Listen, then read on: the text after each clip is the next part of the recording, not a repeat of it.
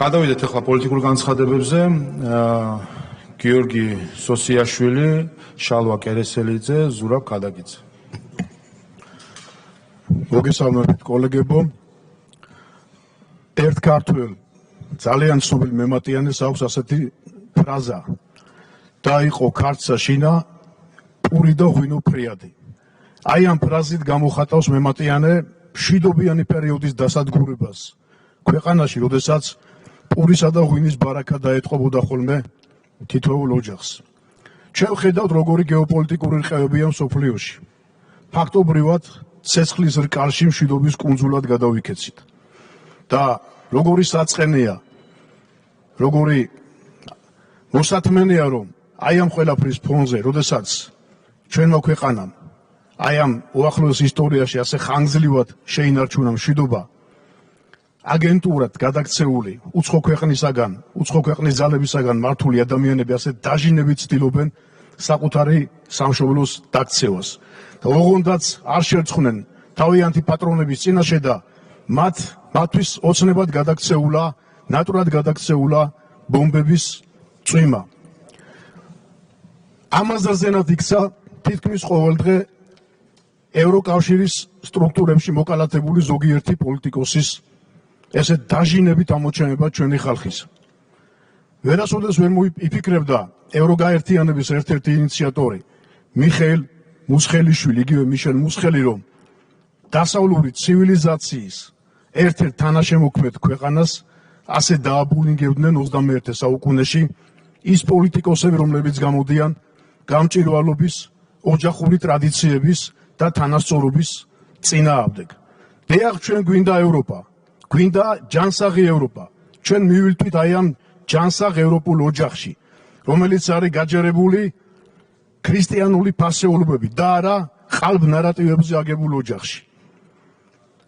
გულსატკენია, რომ ჭკუას გვარიგებენ ის ადამიანები ჩვენ და განსაკუთრებით აი ამ 2008 წლის აგვისტოს ომის მომსწრე ხალხს, ვისაც სისხლი აწვიმდა, განსაკუთრებით კი მავთუხლართან მცხოვრებ ადამიანებს, იმ ოჯახებს, ვინც დაკარგეს საკუთარი შვილები და ჭკუას გვასწავლიან მარტა კოსი, კუბილიუსი და სხვანი, თუ რა არის მშვიდობის და რა არის ომის ფასი. ჩვენი ხელისუფლების მთავარი სტრატეგია, მთავარი მიზანი არის ქვეყანაში მშვიდობიანი ცხოვრების შენარჩუნება. ჩვენი პოლიტიკა ორიენტირებულია თითოეულ ქართველზე, თითოეულ ჩვენს მოქალაქეზე.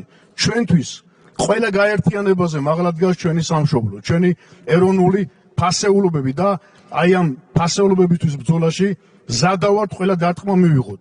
ჩვენ არ შეგვაშინებს არანაირი სანქციები, არანაირი შანტაჟი და ქართული ოცნება გააგრძელებს იმ გზაზე სიარულს, რასაც დიდი ილია ჭავჭავაძის გზა ჰქვია. დიდი მადლობა.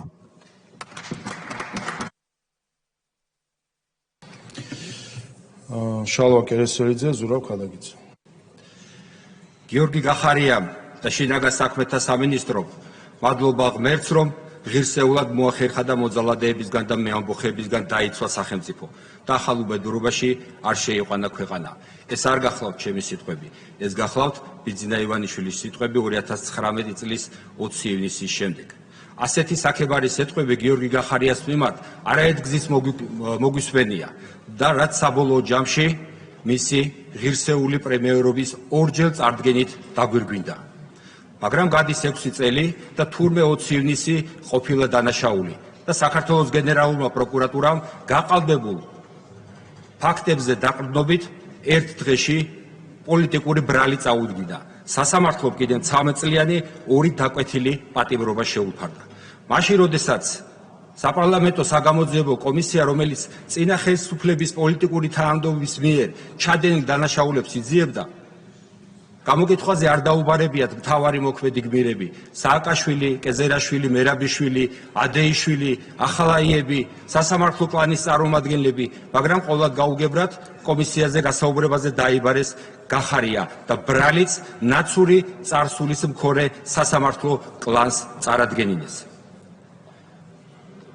სწორედ ხსენებულმა სასამართლომ 26 მაისს მშვიდობიანი აქციის სისხლიანი დარბევის საქმეზე ვანო მერაბიშვილს სამსახურებრივი უფლებამოსილების გადაჭარბებისთვის 4 წელი და 6 თვე მიუსაჯა. და ახალაიას იგივე ბრალდებით წაუყენა ბრალი. 5-დან 8 წლამდე ედებათ ბრალი 7 ნოემბრის მშვიდობიანი აქციის სისხლით ჩახშობაში მოქმედ გმირებს სააკაშვილს, კეზერაშვილს, ადეიშვილს, მერაბიშვილს. გიორგი გახარიას კი 20 ივნისის საქართველოს პარლამენტზე ძალადობრივი შტურმის მოგერიებისთვის, ქართული სახელმწიფოს დაცვისთვის და ქართული მიწების დაცვისთვის, მათ შორის ოცნების ხელისუფლების დაცვისთვის 13 წლიანი აბსურდული მუხლით ზდებს ბრალს. 20 ივნისს ყავს მხოლოდ ერთადერთი ორგანიზატორი ირაკლი კობახიძე, რომელმაც გავრილოვი ჯერ საქართველოში ჩამოიყვანა, მერე ღვინით უმასპინძლა და შემდეგ ამ დარბაზში საქართველოს პარლამენტის თავმჯდომარის სავარძელში ჩასვა. შემდეგ კიდევ გულწრფელ და სამართლიან პროტესტს ბაქოში გაემიჯნა და სანამ თანამდებობიდან გადააყენებდნენ, თავად რომ გადამდგარიყო თანამდებობიდან 20 ივნისი არ მოხდებოდა. იმდენად გიჭირთ ამ საქმის შეკერვა, რომ ერთხელ თქვენივე პროკურატურა ადასტურებს, რომ გიორგი გახარიას რეზინის ტყვიების გამოყენების ბრძანება არ გაუწია, მაგრამ რეზინის ტყვიებით ადამიანების ძიმე დაზიანებას გიორგი გახარიასვე აბრალებთ. საზოგადოებისთვის გასაგებ ენაზე და ყველაფერს სახელი რომ დავარქვათ და შეფასება მივცეთ, ეს გახლავთ გიორგი გახარიას მიმართ ბიძინა ივანიშვილის პირადი შურისძიება და პოლიტიკური დევნა, რომელსაც არაერთხელ ითქვა საპარლამენტო თვითმმართველობის არჩევნების წინ. დღევანდელი ნაცური პოლიტიკური წარსული სასამართლო დღეს ასე გამოიყურება. სააკაშვილზე, ახალაიაზე, ადეიშვილზე, მერაბიშვილზე მეტი სასჯელი გიორგი გახარიას მხოლოდ და მხოლოდ იმიტომ, რომ დაიცვა ქართული სახელმწიფო გადატრიალებისგან და ოკუპაციის რისკის ქვეშ ყოფი ძირძველი ქართული მიწები დაიცვა მცოცავი ოკუპაციისგან. ერწმუნეთ, აუცილებლად დადგება ამ ქვეყანაში დრო, როდესაც 20 ივნისზე ყველა შეკითხვას გაეცემა პასუხი და პასუხისმგებლობები პერსონალიზირებული იქნება და ვერავინ შეძლებს საკუთარი ქვეყნის და ხალხის წინაშე ჩადენილ დანაშაულებზე თავის არიდებას. კიდევ ერთხელ შეგახსენებთ თქვენს და საზოგადოებას, ჩორჩანას და 20 ივნისის შემდეგ ოცნების ხელისუფლებამ გიორგი გახარია პრემიერ-მინისტრად ორჯერ აირჩია. დანარჩენი განჯისთვის საზოგადოებისთვის მიმინდვია. მადლობა. ზურაბ ხადაგიძე, ალოდა ყუდუშაური. მოგესალმებით კოლეგებო, მოგესალმებით ბატონო თავმჯდომარე. მე მინდა გამოვეხმაურო 2 დღის წინ მედიაში გავრცელებულ საკმაოდ სკანდალურ სქემას, სადაც ძალიან პარადოქსებით სავსე რეალობა ვნახეთ. მოკლედ, როდესაც რადიკალიზმმა აზრი დაკარგა, რევოლუცია ჩავარდა და ექსტრემიზმმა თავი ამოწურა, აგენტოკრატების პატრონები მიხვდნენ, რომ კომპრომეტირებული პოლიტიკოსები ქართულ პოლიტიკაში ამინს ვეღარასდროს შექმნიან. აბსოლუტურად განულებულია მათი რეიტინგი და მათმა პატრონებმა გადაწყვიტეს, რომ ავანსცენიდან ასე რიგრიგობით ჩამოხსნილი აგენტოკრატები ახალი რაღაც კარგად ორგანიზებული მედია სინდიკატით ჩაანაცვლონ. დიახ, 2 დღის წინ ჩვენ ვნახეთ უცხო ქვეყნის პირდაპირ პოლიტიკური ინტერვენცია მედია სინდიკატის მეშვეობით. ბატონებო, ეს არის ყველაზე ძვირად ღირებული საინფორმაციო სპეცოპერაცია საქართველოში. წარმოიდგინეთ, ბრიტანულმა და ევროპულმა ფონდებმა 22 მედიას საშუალება დააფინანსეს 17,5 მილიონი ლარით. და ეხლა დავიწყებთ იმ მოგონებას იმ რაღაცა აბსურდის, რომ თითქოს რაღაცა თავისუფალი მედია სტანდარტისთვის და რაღაც გამჭვირვალობისთვის.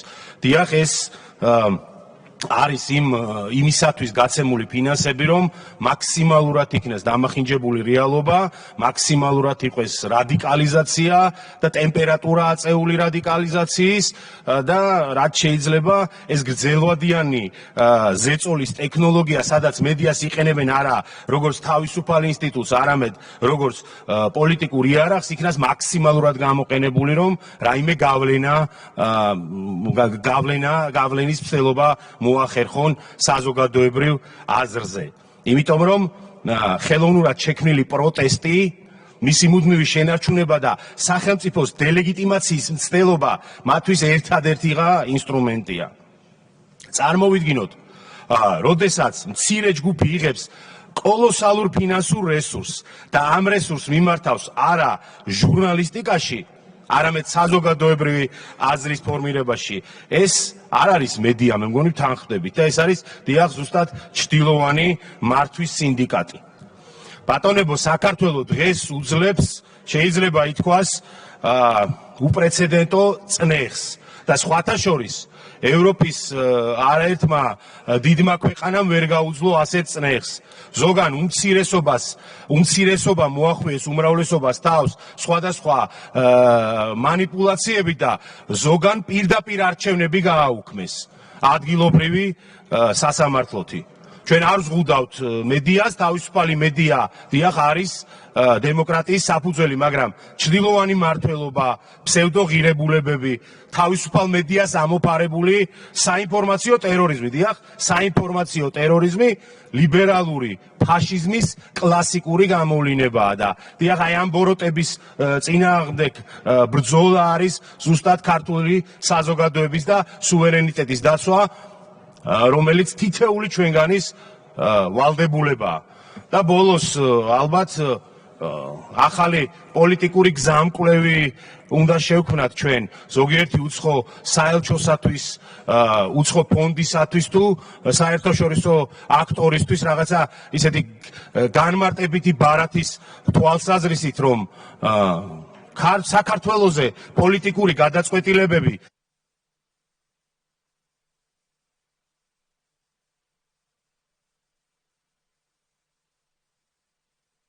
მოსკოვში თუ სხვადასხვა ჩრდილოვან დერეფნებში. დიდი მადლობა.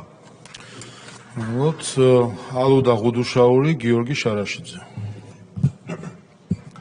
მოგესალმებით კოლეგებო, მე მინდა საზოგადოებას მივაწოდოთ ერთგვარი ინფორმაცია იმ პოზიტიურ ვიზიტთან დაკავშირებით, რომელიც ბულგარეთში შედგა, რომელსაც ხელმძღვანელობდა საქართველოს პარლამენტის თავმჯდომარე ბატონი შალვა პაპუაშვილი. ეს ორგანიზაცია, რომელიც შავი ზღვის აუზის ქვეყნებს აერთიანებს და ეკონომიკური თანამშრომლობის ფორმატი არის. უნიკალური შესაძლებლობა არის ჩვენი ქვეყნისთვის ის, რომ 6 თვე საქართველო უხელმძღვანელებს და კონკრეტულად ბატონი შალვა იქნება ამ ორგანიზაციის 6 თვის განმავლობაში პრეზიდენტი. ამიტომ ამას გამოვიყენებთ ჩვენ იმისთვის, რომ კიდევ უფრო მეტად გაძლიერდეს ის ეკონომიკური კავშირები, რომელიც გვაქვს ამ ქვეყნებთან და ყველაზე მთავარი, მინდა ყველას უთხრა, რომ თუ კი ვინმე საუბრობს ქვეყნის ფარგლებს გარეთ და კონკრეტულად ამ ორგანიზაციის ღონისძიებაზე, ყველა საუბრობს მშვიდობაზე.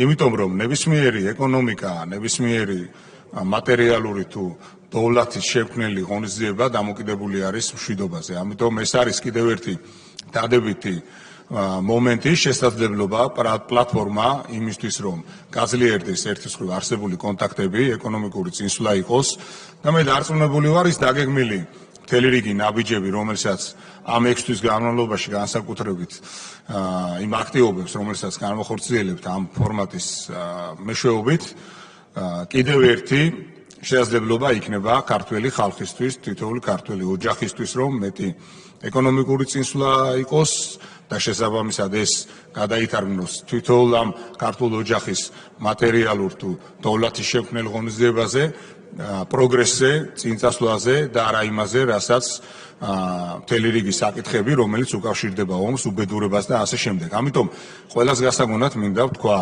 ვინც ფიქრობს იმას, რომ მშვიდობას აქვს ალტერნატივა, იმად გასაგონად მინდა ვთქვა, ვინც ფიქრობს, რომ ეკონომიკური წინსვლა არ არის მთავარი ქვეყნის მამოძრავებელი, რომელმაც შეიძლება რომ შექმნას უკეთესი მომავალი, მინდა ყველას უთხრა, რომ აი სწორედაც აქ ძალიან მაგრად ცდებით, იმიტომ რომ ყველა ერთხმად აღნიშნავს იმას, რომ დიახ, მშვიდობას არ აქვს ალტერნატივა. ამიტომ მე მინდა საბოლოოდ შეჯამების სახით თქვა, რომ ამ ღონისძიებას ქონდა ძალიან დიდი დატვირთვა და მნიშვნელობა, თავისთავად ცხადია და ყველას მინდა მიულოცო ის, რომ საქართველო ამ შესაძლებლობას ღირსეულად და რაც ყველაზე მთავარი არის ჩვენი ქვეყნის ინტერესებს და ჩვენი ხალხის ინტერესების სასიკეთოდ გამოიყენებს და ჩვენ ყველანი ჩავერთვებით ამაში, ვისაც სურვილი აქვს, რომ ეს ქვეყანა გაძლიერდეს და წინ წავიდეს და კიდევ ერთი თავარი, რაც მინდა ვთქვა, ის რომ ჩვენ ყველამ უნდა ვიზრუნოთ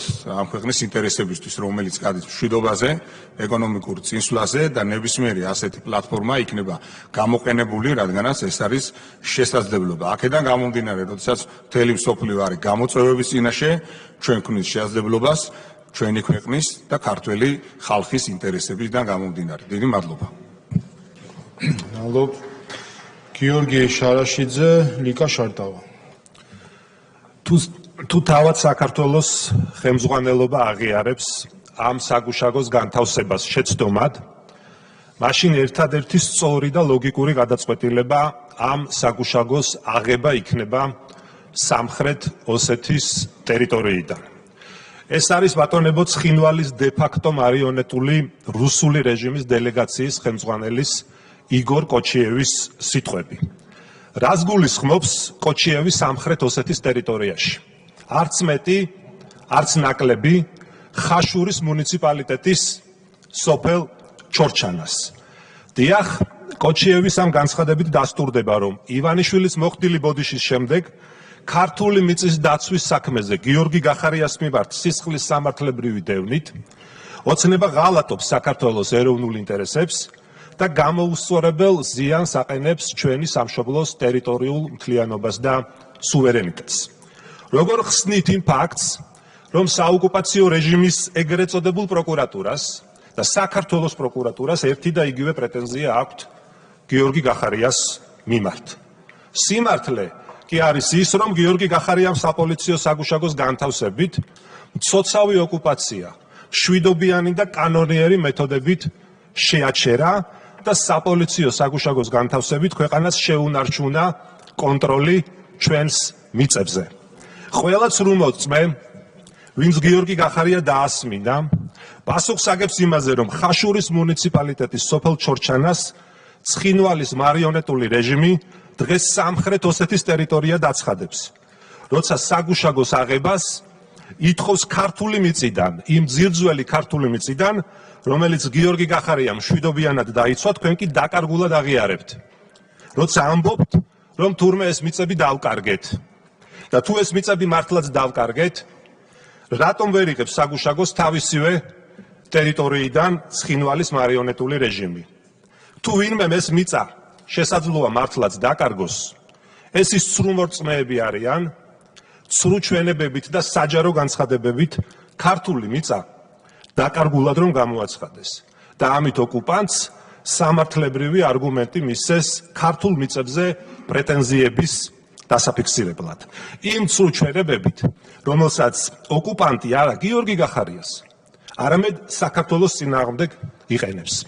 თქვენ ხომ კარგად იცით, რომ სინამდვილეში სწორედ გიორგი გახარიას გაბედული და პრინციპული გადაწყვეტილებით მოახერხეთ ქართული მიწების შენარჩუნება საპოლიციო საგუშაგოს ჩადგმით საქართველოს მიერ კონტროლირებად ტერიტორიაზე. და რაც მთავარია, ქართული მიწა შევინარჩუნეთ მშვიდობიანად, დავიცავით ჩვენი მოქალაქეები, ისე რომ ამ ღირსეულ ნაბიჯს არანაირი სამხედრო ესკალაცია და დაპირისპირება არ მოჰყოლია.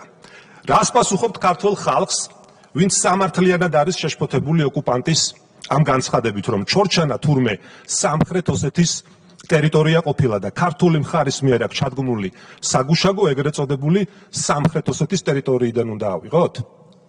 როგორ გინდათ აუხსნათ საქართველოს მოქალაქეებს, რომ თურმე 6 წელია ეს მიწები დაკარგული გვაქვს და 6 წელი არაფერი იცოდით?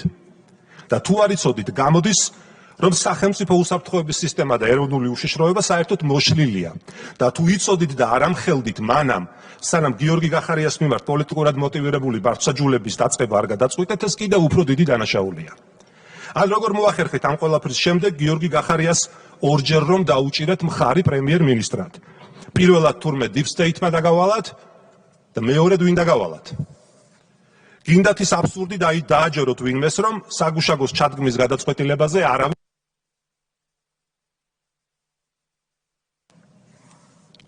რომ თითქოს არავინ იყო ინფორმირებული. თითქოს ეს საგუშაგო ზურგზე მოიკიდა და მარტომ ყველასგან მალულად ჩორჩანას ტყეში ღამით ჩადგა თურმე გიორგი გახარია.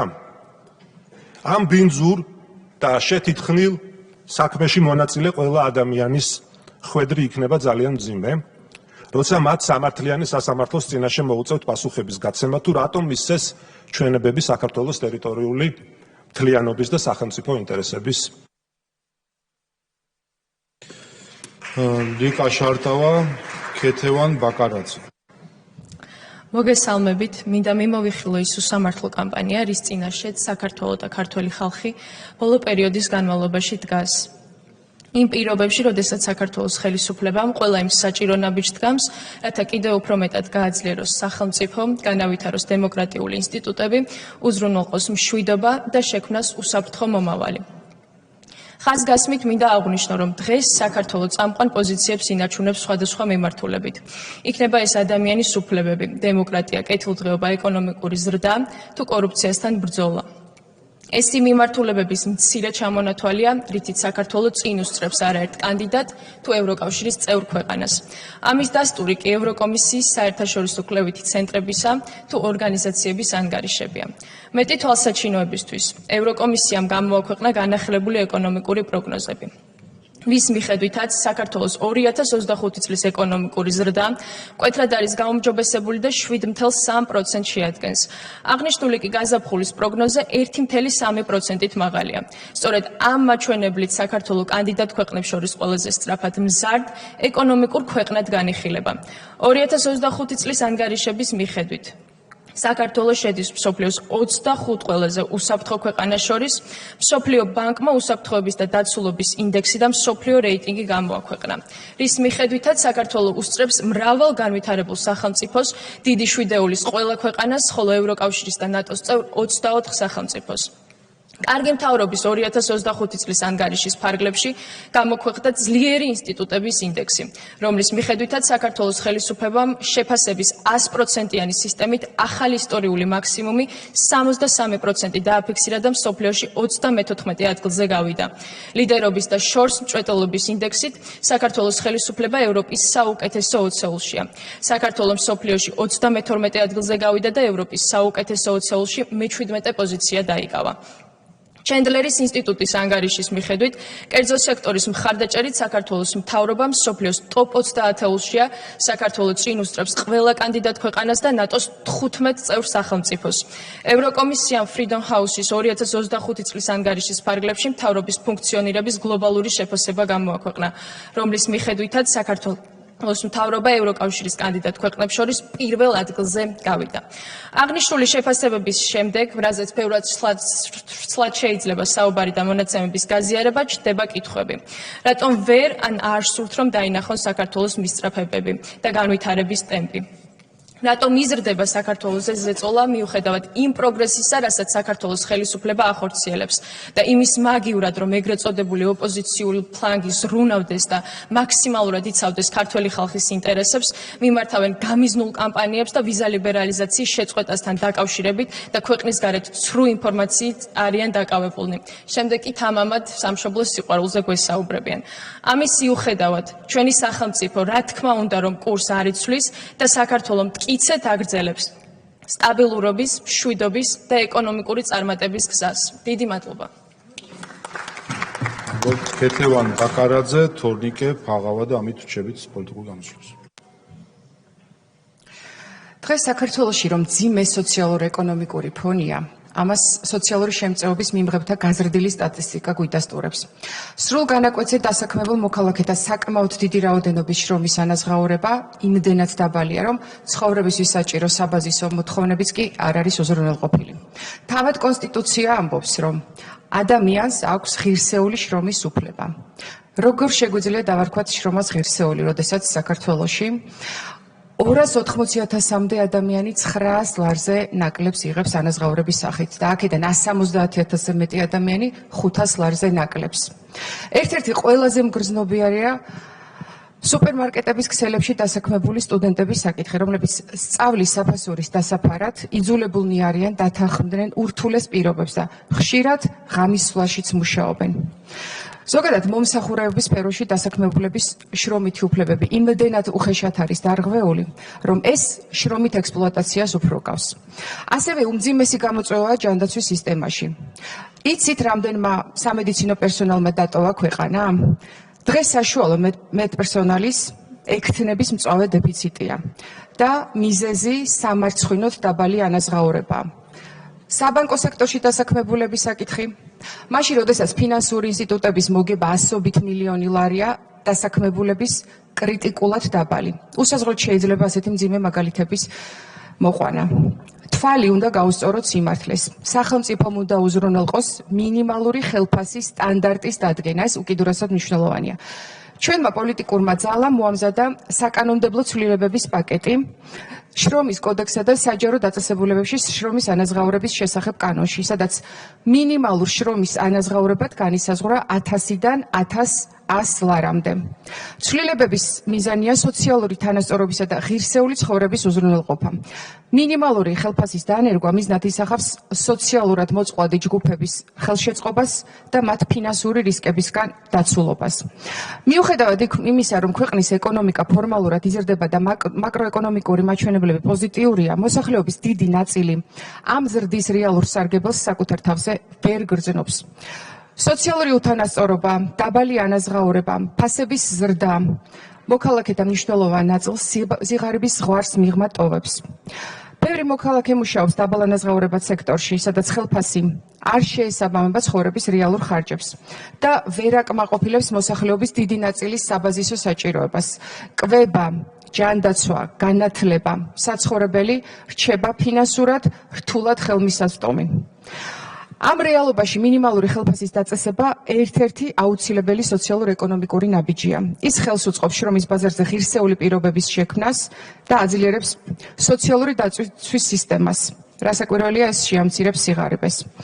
რაც თავარია, ადამიანის შრომითი უფლებების დაცვის უფრო მეტ ბერკეტს გააჩენს, რაც სასიცოცხლოდ მნიშვნელოვანია ისეთ უსამართლო გარემოში, როგორშიც დღეს ჩვენს მოქალაქეებს უწევთ ცხოვრება. ამბობთ, რომ ზრუნავთ ადამიანებზე. მაშინ ხარი დაუჭერეთ ამ ინიციატივას. მადლობთ. მადლობთ. თორნიკე ფაღავა და ამით პოლიტიკური განცხადებები დასრულდება. მოგესალმებით მეგობრებო, მივესალმები საზოგადოებას. მინდა მოკლედ შევეხო ქვეყანაში მიმდინარე პოლიტიკურ პროცესებს და კონკრეტულად Eagle Hills-ის უპრეცედენტო ინვესტიციის ირგვლივ განვითარებულ იაფფასიან და მიზანმიმართულ კამპანიას. თავდაპირველად კიდევ ერთხელ უნდა აღინიშნოს, რომ ურთულესი გეოპოლიტიკური ტურბულენტობის პირობებში, სწორედ ქართული ოსნების მიერ გატარებული უალტერნატივო საგარეო პოლიტიკის შედეგად შევინარჩუნეთ მშვიდობა, რამაც შესაძლებელი გახადა მსოფლიოში ერთ-ერთი ყველაზე ცნობილი დეველოპერული კომპანიის საქართველოში შემოსვლა 6.5 მილიარდი დოლარის ინვესტიციით. თავისთავად ეს ფაქტი, ინვესტიციის ეს მასშტაბი არის შთამბეჭდავი, მაგრამ მიუხედავად ამისა, ამ ქვეყნის დაუძინებელი მეგობრები ამ ფაქტობრივად უნაკლო პროექტში ეძებენ ნეგატივს და ცდილობენ მოსახლეობის შეცდომაში შეყვანას. აქვე აუცილებლად უნდა გავიხსენოთ, რომ თავდაპირველად რადიკალური ოპოზიციის წარმომადგენლები საქართველოში მსგავსი მასშტაბის ინვესტიციის განხორციელებას გამორიცხავდნენ და ამბობდნენ, რომ ესეთი პრესტიჟული კომპანია ჩვენს ქვეყანაში არ შემოვიდოდა. ეს იყო მათი ძირითადი პროპაგანდისტული ხაზი. მაგრამ ზუსტად ორ თვეში, როგორც კი ეს პროექტი რეალური გახდა და უკვე ინვესტორები საქართველოში არიან, პროპაგანდისტული ხაზით შეცვალეს და ახლა უკვე ირწმუნებიან, რომ ეს უპრეცედენტო ინვესტიცია ქვეყნისათვის საშიშია, კომპანიას კი არ გააჩნია რეპუტაცია. ანუ ზუსტად ორი თვის განმავლობაში ერთი და იგივე ადამიანები სხვადასხვა ურთიერთგამომრიცხავ ნარატივს ანვითარებენ და სრულიად უსირცხვილოდ და უტიფრად გვიმტკიცებენ საპირისპიროს. სამწუხაროდ, თითოეული მათი ნაბიჯი ადასტურებს, რომ ეს ხალხი არა ქართული ოსნების ოპოზიციაში, არამედ ისინი ჩვენი სამშობლოს, ჩვენი სახელმწიფოს ოპოზიციაში დგანან და ჩვენ სახელმწიფო ინტერესებს მიზანმიმართულად და თანმიმდევრულად მეთოდურად აზიანებენ. მეგობრებო, გარწმუნებთ, თქვენ ვერც ამჯერად ვერ შეძლებთ ჩვენი საზოგადოების მოტყუებას და შეცდომაში შეყვანას.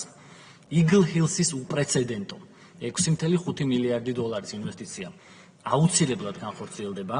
საქართველოს ეკონომიკა ჩვენი პრაგმატული და მიზანმიმართული თანმიმდევრული პოლიტიკით მაინც გაიზრდება, რაც ჩვენი ქვეყნის თითოეული მოქალაქის კეთილდღეობას და უკეთეს მომავალს უზრუნველყოფს. დიდი მადლობა. მადლობთ. ბატონმა თენგის შარმანაშვილმა მოითხოვა კიდევ პოლიტიკური განცხადება და შემდგომ უკვე გადავალთ საკითხებზე. ჩაურთეთ ბატონ თენგის. დიახ, მადლობთ ბატონოსლობის თავმჯდომარე. ესე იგი ამ ჩორჩანას გარშემო კიდე თუ მოგვიწევდა საუბარი, მე ნამდვილად არ მეგონა. იმიტომ რომ არის ესეთი გამონათქვამი თქვენ იცით, ჩამოხრჩალის ოჯახში თოქზე არ საუბრობენო. და აქ ის შემთხვევა გაქვს, როდესაც ჩამოხრჩალი თვითონ ლაპარაკობს თოქზე. ესეთ რამე მე არ გამიგია, რით ვერ მიხვდნენ რომ ეს მათი მომგებიანი თემა არ არის და ამ თემაზე საერთოდ არ უნდა ისაუბრონ. ის კი არ არის პრობლემა სეპარატისტული მხარე რას ამბობს. პრობლემა ის არის რა შედეგი დადგა, ამას ვამბობთ ჩვენ. თორემ ჩვენ კი არ დავკარგეთ ეს ტერიტორია, ეფექტური კონტროლი დავკარგეთ ამ ტერიტორიაზე. ეფექტური კონტროლი დაგვაკარგინეს ამ ტერიტორიაზე, თორე ჩვენ ეგრე ცხინვალიც არ დაგვიკარგავს.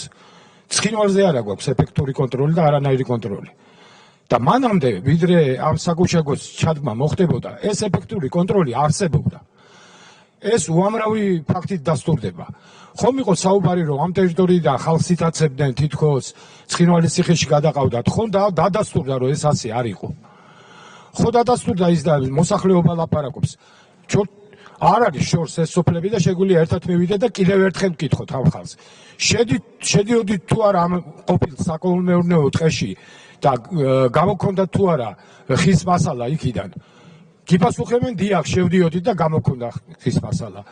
მე ჩავიდეთ და ვკითხოთ, რომ ეს ინერტული მასალა იმ დინარის ნაპირიდან გამოქონდათ იქიდან თავისუფლად ვინმე გაფერხებდათ, მოდიოდა ოკუპანტი ჯარისკაცი ან სეპარატისტების წარმომადგენელი და ხელს გიშნიდათ ამ ინერტული მასალის გამოტანაში. გიპასუხებენ, რომ არ გვიშნიდა ხელს და თავისუფლად გამოქონდა. თუმცა მე ავცელებდნენ ტყუილებს და მათ შორის ჩვენებაც კი მოგცა თითქოს ესეთ წარმოდგენა რომ შექმნოდა, რომ იქ მთელი ამბავი ტრიალებდა და ის გადაარჩინეს იქაური მოსახლეობა ამ საკითხისგან. არსებობდა იქ საგუშაგოები იმ სიმაღლეებზე მანამდე არ არსებობდა. ახლა ეს სიმაღლეები მთლიანად ამ საგუშაგოებით სეპარატისტებს დაკავებული აქვთ. მოძრავი საგუშაგო დადიოდა ამ ტერიტორიაზე მანამდე არ დადიოდა. ახლა დადის იქ მოძრავი საგუშაგო დადის. ცხვირს ჩვენი მოსახლეობა იმ ტერიტორიაზე ყოფს საერთოდ ვერ ყოფს. ეხლა რო შევიდნენ, ეხლა ნამდვილად გადაიყვანენ იქ ცხინვალის რაღაცა სეპარატისტულ იზოლატორში და უზარმაზარი ძალისხმევა შეიძლება დაგჭირდეს იქიდან ადამიანების გამოხსნისათვის. ამაზე არის საუბარი. რა სეპარატიზმის სახალისებაზეა და მათ წყლის დასხმაზეა საუბარი. ამდენი ტყუილი ხომ უნდა დამთავრდეს ერთხელ და სამუდამოდ. და ხომ უნდა მიხვდეს ის, ვინც ამაზე კიდევ საუბრობს, რომ კიდევ ერთხელ ეს არ არის მათი თემა. ეს მოხდა სამწუხაროდ, ეს უბედურება მოხდა საქართველოს. მილიონ კვადრატული მეტრზე დავკარგეთ ესე იგი ეფექტური კონტროლი. თორემ არ დაგვიკარგავს ჩვენ ეს და საქართველოს დაკარგა ეს ტერიტორია არ ამბობს არათუ ჩორჩანას მიმდებარე ტერიტორიაზე, არც ცხინვალზე და არც სხვა ტერიტორიებზე, სადაც ეფექტურ კონტროლს არ ვახორციელებთ და ვერ ვახორციელებთ. და ჩვენ ჯერა რომ დადგება ის დრო, როდესაც აქ კონტროლის გახორციელება მოხერხდება იმ მეთოდებით, რაც გაცხადებული გვაქვს და ეს სამშვიდობო მეთოდებია და არავითარ ძალისხმევას სამხედრო ხასიათისას არ ვაპირებ და ეს ოფიციალურად გაცხადდა. ამიტომ ან დამთავრდეს ამაზე საუბარი, ან კიდევ უფრო ღრმად შევტოვებთ ჩვენ და უფრო მეტ დეტალზე ვისაუბრებთ. იმიტომ რომ ამდენი ტყუილის მოსმენა უკვე აბსოლუტურად შეუძლებელია. მადლობთ. მადლობთ. გადავდივართ დღის წესრიგით გათვალისწინებული საკითხების განხილვაზე. საკმაოდ მოცულობითი არის დღის წესრიგი. დღის წესრიგით გათვალისწინებული პირველი საკითხი ეს არის საქართველოს პარლამენტის დადგენილების პროექტი რუსუდან თევზაძისთვის საქართველოს პარლამენტის წევრის უფლებამოსილების ვადამდე შეწყვეტის შესახებ.